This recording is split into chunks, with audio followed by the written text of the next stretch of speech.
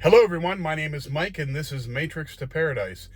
This channel I created to document my journey from the Matrix, which is a truck driving job for me, to my personal paradise, which is going to be adventuring overseas, exploring, retired, and documenting all that on YouTube.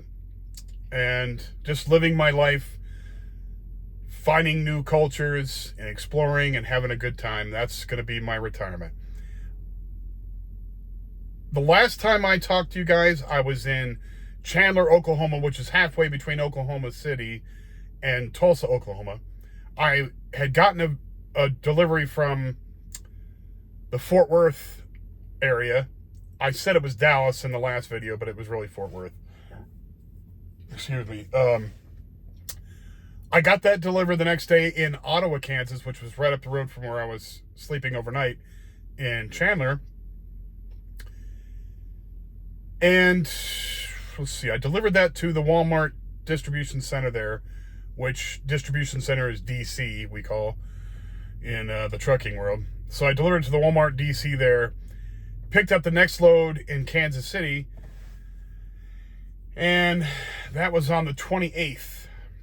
So I picked up that load, and that was supposed to go to Sumner, Washington. But I'm not ending up taking that all the way to Sumner, Washington, because it wasn't going to take me until the 6th, which that was the scheduled delivery, to get there. It was going to take me, I was going to get there by the 4th at least, at the very least. I mean, at the very most, it would only take me until the 4th to get there. So I didn't want to sit around for 2 days. And so instead I asked them if I could T-call that load here to Salt Lake. T-call means leave the load here at the terminal, have somebody else take it the rest of the way. And they thought that was a good idea. So I'm here in Salt Lake City, and, well, just up the road from Salt Lake, in North Salt Lake City. Here is some mountains. There's some houses over on that hill over there. It must be a very good view, because the Great Salt Lake is behind us a ways back, but you could probably see it from over there. Here are some nice mountains. Sorry about the windshield. It's full of bugs because it's been warm out lately. And so this is a beautiful area up here in Salt Lake. Utah is probably, I'm an Arizona guy, but Utah is damn good looking. It's very beautiful here. Everybody says Colorado is so good looking. I don't see it. I'm sure that they're, like through Vail and Aspen and, Telluride and all those places where they have ski resorts. It's, it's beautiful up in those mountains and stuff, of course. But the rest of Colorado, really? I mean, there's some really nice towns in the mountains that are gorgeous. Don't get me wrong. But the rest of Colorado is not good looking. It really isn't. It's, flat plains style land, but it's just not good looking land.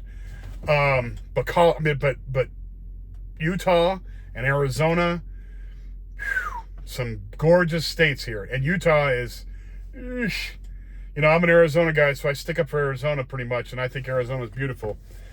But Utah is right there, if not a little bit over. I mean, it's gorgeous up here. You drive through some of the places up through the mountains in Utah or out, it's just a gorgeous place. And there's some really cool parks here. Zion, Bryce, Park City is a beautiful place up there.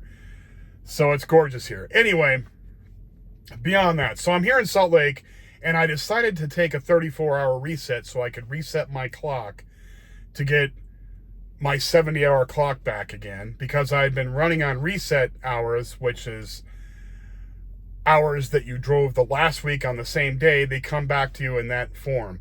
So if I only drove, like tomorrow, I'm only getting 1 hour back because I only drove 1 hour that day last week. I don't know what it was for, but ended up because I was stuck in Phoenix getting my truck fixed. So I only ended up driving 1 hour that day. So it's just a pain in the neck to keep chasing those hours and trying to, because trucking is all about scheduling. So when you're trying to schedule things for a delivery or a pickup or whatever. And a lot of times you have a delivery and a pickup in the same day, and it all has to be coordinated properly or you get it screwed up. Because I was in the Marine Corps, so I cannot stand to be late for anything. It drives me bananas. It's a visceral reaction I get when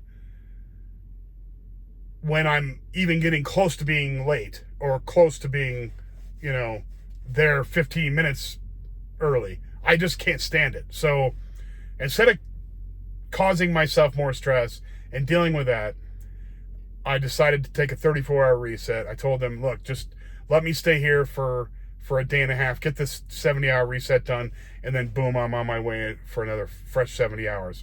Now, the end of March is the end of the quarter, so I'm trying to get enough mileage in to get the end of the quarter and get my bonus of $1,000, which is wonderful.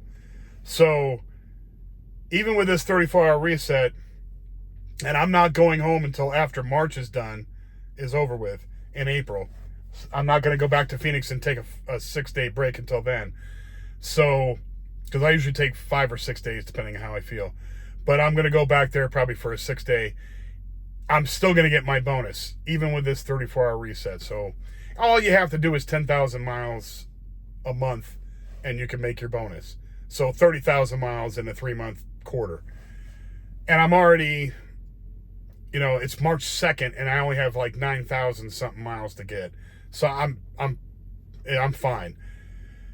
It's only the 2nd day in March, so I've still got the rest of March to go, and it's 31 days in March. So I'll get it done. It's not a big deal. It's easy. So I'm good there. So everything's good. I'm just hanging out here in Salt Lake for a day and a half, and then I'll be gone, and I'll be getting a load. I don't know what load I'm going to get because they're not giving me a load until Tuesday morning. And it's Sunday night here now. Anyway, I wanted to get to a story I was watching here in the truck. I don't have a whole lot to do. I watch YouTube videos. That's what I do. I don't have a TV back there, so to keep myself busy, I don't play video games very much. I don't do all that. So I just watch YouTube videos, educational stuff or all kinds of stuff. Watch videos about old fights, like the George Foreman fights or Muhammad Ali or whatever, all these fights or football games or sports stuff or just educational stuff about like different countries and all that kind of stuff. I watch stuff like that. Well, anyway, I like to watch a lot of the newer channels, guys that have like not that many followers like I do. And I come across this guy, he's got about 500 followers. And he's in a pickle. He was raised by, okay, I'll tell you his story because I watched his story. It's in this video called, his videos, I can't remember what the name of the channel is, but the video is, if you Google the video, you'll get it. If you put the search bar in YouTube, if you put it in there, Living the Un-American Dream. And when I saw that title, I was like, what? So I hit on the video. But it takes you right there if you put that in. Living the Un-American Dream. So anyway, I was like, okay, I got to hear what this guy's saying. So he gets on there, he tells the story about his life, and he was raised by a single mother. His father was totally absent. His mother was neurotic. She was crazy. Didn't give him a very good upbringing. She spent money like it was crazy. And she just wasn't a stable person for him. And he eventually grew up and got out and, got a job or whatever and got married to this woman. Had a son with her, and the son's like, I think the son's like 8 years old now. So the thing he was saying in the story was don't ever become a stay-at-home dad. What happened was he was working and his wife was working. His wife had gotten a job that made more money than him. I'm not sure if it was quite a bit more money, but it was more money. But her family, she had a family, and her dad had money and all this, and so she was okay. Well, anyway, she goes out and working this job, and he was a stay-at-home dad. He's taking care of business. He's, cooking the meals and cleaning the house and doing the laundry and taking care of the kid, right? He's like, don't ever do that, because eventually they're going to resent you, because they're making the money. They have to make all the, they want to make all the decisions if they're making the money, and they're going to resent you, and they're going to want to get rid of you. And that's exactly what happened. And I believe that's the case. I think it's human nature that a woman wants you to make more money. I think that's just human nature. She wants you to provide more than she does, or else she's going to become resentful and be looking for somebody that makes more money. Well, that's what happened for him. And he basically got kicked out of his house, or out of the place they were renting. I don't know if they were renting or if they owned it, but he was basically done. He didn't have a job because he had quit his job to stay at home with his son and take care of the house. So she basically, I think she went out, found another guy, and did all this and whatever, and they broke up and got divorced, whatever. And her family completely, like, said, sayonara, bye-bye, you're gone. So he had nobody. He did have a half-brother, I think, from his father had gotten some other woman impregnated, so he had a half-brother, but they weren't, like, close, but he was able to stay with him for a while, but he was basically homeless for a while. And I thought to myself, man, that's a hell of a situation to be in, but I kind of question, and I'm not trying to talk down about the guy. I think he was thinking that he had a stable marriage and they were going to build something together. But I think it's foolish, knowing my knowledge now. And I'm not saying that I was, that intelligent or that savvy back then when I was his age. He's 38. I wasn't. I was an idiot too. I did stupid stuff. I got married, which I shouldn't have, to a woman that wasn't going to work out, and we didn't work out. We got divorced. So I made my mistakes too, but I found my way out of it. Now, if I was going to advise somebody else, I'd say, don't do it right now. Don't get married. Make sure you vet for years and years and years. Have her show her, her loyalty to you and all this, and you build yourself up so that many women want to be with you rather than just one. And I'm not saying you want to be a playboy or treat women bad or none of that kind of crap. I'm saying you have to be the best you before you can be the best for somebody else. That's what I'm saying. So this guy is like down and out and doesn't have a job. He's like got no money. He's got a phone so he can make YouTube videos, but that's about all he can do. So I kind of put it in his comments. I said, hey, here's an option. It might not be right for you, but it's right for a lot of people. And it's easy to get into. Become a truck driver. And I'm just saying it because it worked for me. It's not like I'm, Joe Trucker and want to be a truck driver for the rest of my life. I don't. I want to go over and explore overseas. But I'll give you an example of somebody who used the same exact method that I did. Excuse me. The first guy that I trained on the truck. I was a trainer for a while when I worked for Werner, or when I worked for a lease operator for Werner. So I worked as a trainer for a while, for a year. And the first guy that I took out, his name was Andy. We still talk today. I still talk to him once in a while on the phone today. He wanted to save up money to buy a little plot of land and put a little house on it, like a tiny house or a small permanent house, Wanted to get a little plot of land. Small, nothing crazy big, but just something small. And he found a way that he could, if he saved up enough money, he could do that. And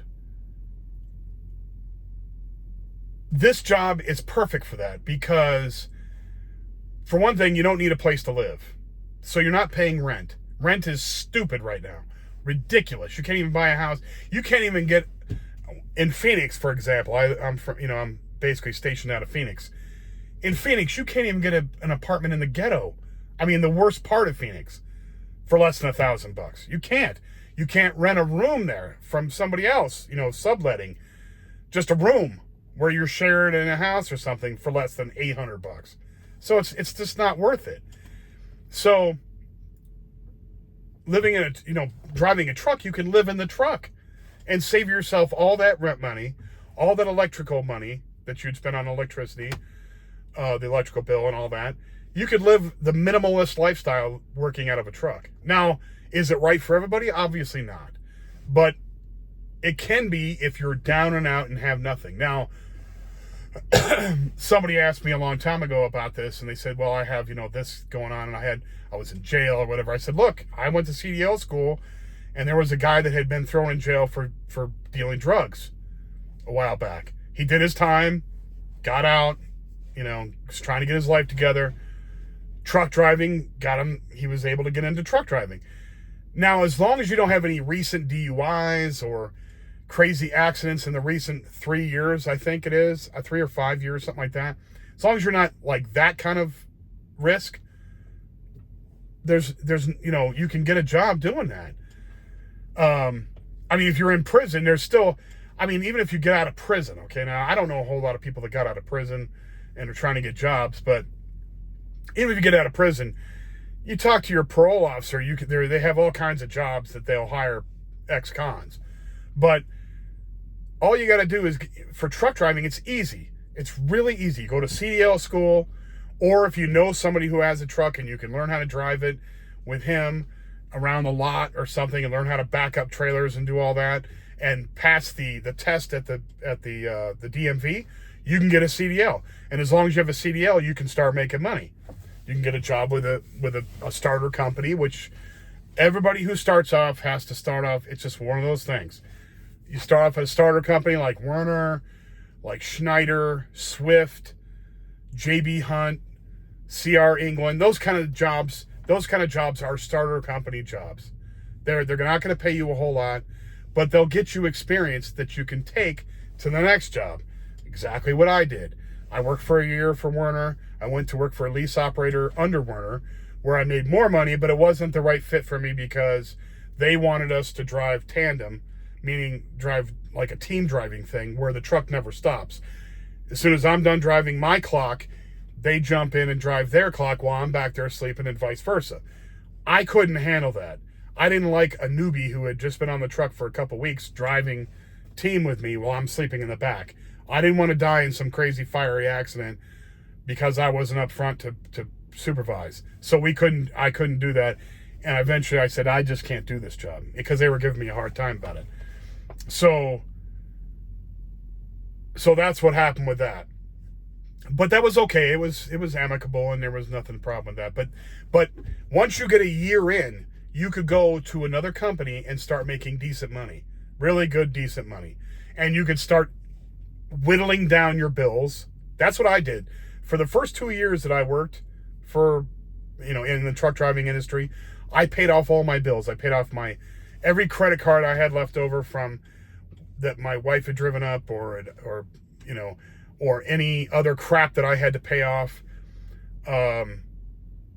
Like I had to pay off the CDL school. I paid them off.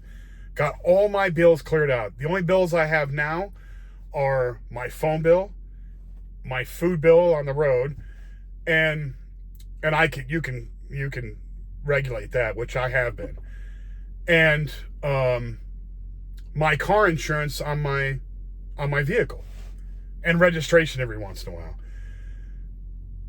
Other than that, I don't have any bills. I really don't have bills at all. So I've paid them all off. Now it's all about saving so I can get overseas. So you could really save up quite a bit of money if you get the right job. Now, there are better paying jobs than Crete, but they have to fit your, I work for Crete, but those jobs are different kind of jobs that didn't work for me. Like some of them are, I was thinking about getting a job with a place called K&B Trucking, which is, they drive refrigerated trucks all over in the middle of the country. Now, they guarantee $1,750 a week. They guarantee it as long as you meet their criteria, which, I don't know, I think it's a certain amount of hours driven, or, they'll keep you busy, don't worry. But it's mostly driving at night. It's, there's no 34-hour reset. You work for 2 months straight, and they don't have any yards in Phoenix where I like to be stationed. So it just didn't work for me that way. So, but otherwise, this is a great job. The job I have here is great for me. Now, anybody else that works for in trucking, they would have to find their own path, but it's easy. It's not hard. And there are good jobs out there to have, and you could start stacking up the cash to do whatever you need to do. If you wanted to go back to school, you could save up 50, 60, $100,000 in a couple of years. You could, really can. I mean, it's not hard. You know, if you're making over $1,000 a week and you only spend a couple $100 on bills and food and stuff, you know, if you make over $1,000, that's $1,000 a week. I mean, you could save $4,000 a month. That's almost 50 grand a year you could save if you were really disciplined. Almost 50 grand. So a couple years, I mean, say 5 years down the road, you could have 100, 200 grand.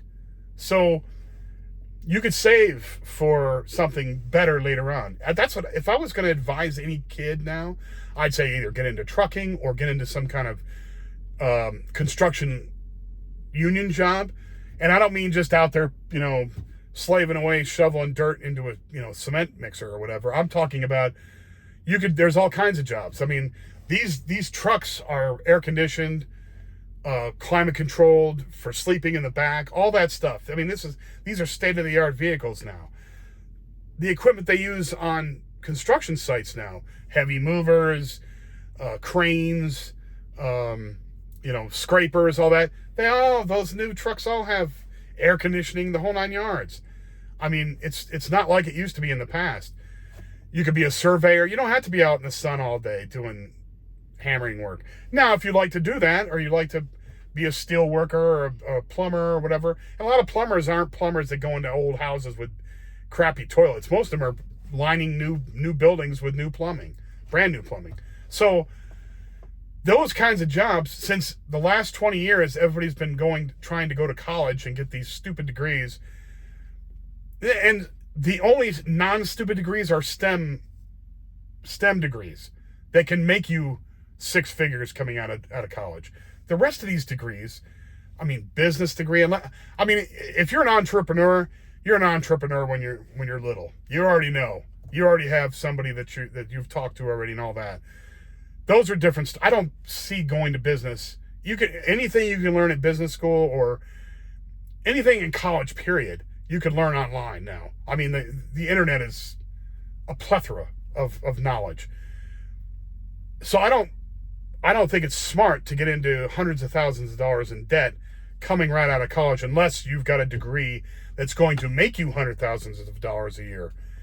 And so if you don't want to go to college, you don't want to get a STEM degree somewhere, and you want to make money, the trades are where it's at. Truck driving, construction trades, all those trades. They make a fortune now because nobody wants to do them. Everybody thinks they're low-life jobs. They're not. They make a ton of money. A ton of money. I was talking to a guy in Maryland one time. I think I've told this story before, but I'll tell it again. He had his own truck. He was getting something done to his truck at this truck stop. But I was talking to him, and he was carrying this monstrous, let's see, what do they call that? They're like a shovel. It was a shovel with the tank tracks on it. Anyway, this big old shovel on the back of his truck on this flatbed, and he was taking it, I think it was 600 or 700 miles. It wasn't that far. I think it was from Tennessee up to Pennsylvania, I think is where he was going. He was getting over 15 grand clear for that one trip. I said, man, 15 grand clear? He goes, yeah. He goes, I used to work as a regular truck driver like you're doing, and I just got into this. I got my own truck and did this. And you could do that. I mean, if you're young enough, you can get your own truck, you know, and get going and make really, really good money if you know how to flatbed. Stuff like that, big, heavy stuff. You can make a fortune doing that stuff. Those guys, and some of the guys that carry the big, really big stuff, you know, those big windmill blades that go down the road and stuff, those guys are making a fortune for doing that. That guy, he told me, he goes, look, I've been in this for about 3 years. He goes, I've got 2 houses paid off, 2 full houses paid off, over 400 grand a piece or something like that, he was saying. I've got 2 full houses paid off. I'm only doing this for another, like, I think he said a year. He goes, I'm going to save up a bunch of money. We're going to travel the world. I was like, oh my God. And this guy was in his 40s, like early 40s. I was like, oh my God, why didn't I do that when I was younger? Because I thought truck driving, that's a kind of a low life job, whatever. It's not. I mean, it's not. They're making tons of money in these jobs because everybody thinks that. So I'm only going to do this until September. This is a means to an end for me.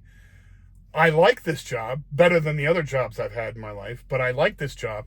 But it's not something I want to do forever because it's not very healthy and you're on the road all the time. I mean, you're constantly driving, which is fine for now.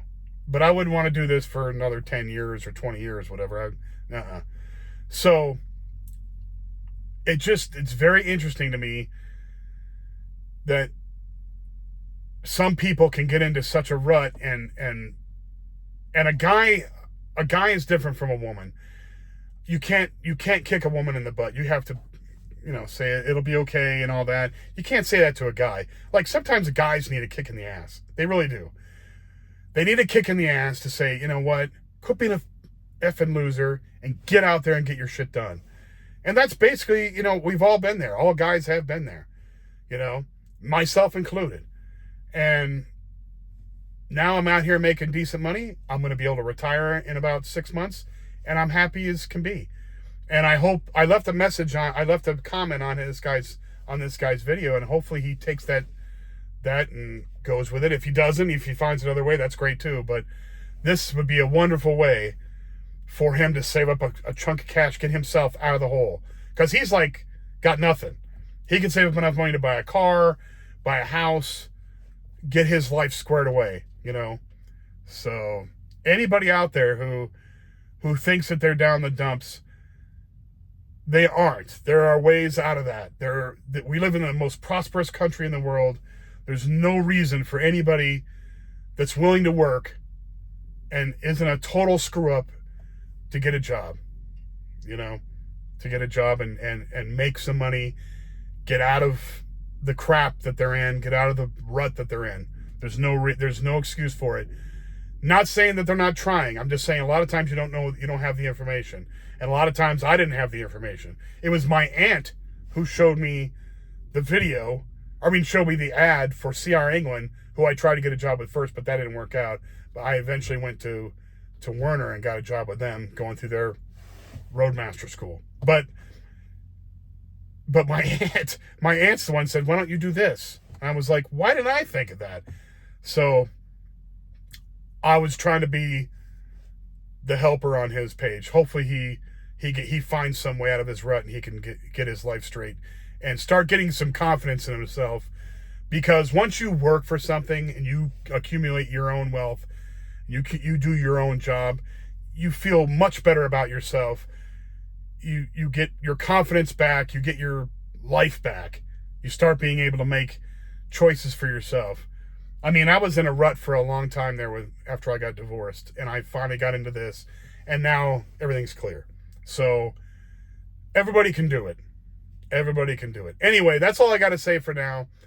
I hope all I want to do on this channel is to inspire people and to have a good time doing this.